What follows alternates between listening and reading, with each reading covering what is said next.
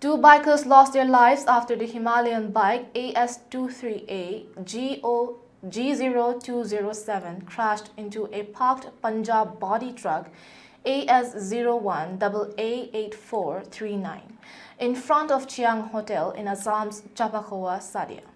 The deceased has been identified as Madhuriya Barua and Nabajoti Dal, both residents of Nijapara in Sadiya. Eyewitnesses reported that the speeding bike failed to spot the stationary truck, resulting in a fatal collision.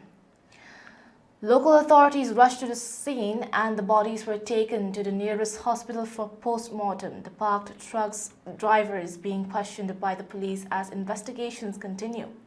This incident has reignited concerns about traffic safety and the dangers of unmarked parked vehicles on highways. Residents have called for stricter regulations to prevent such tragedies in the future.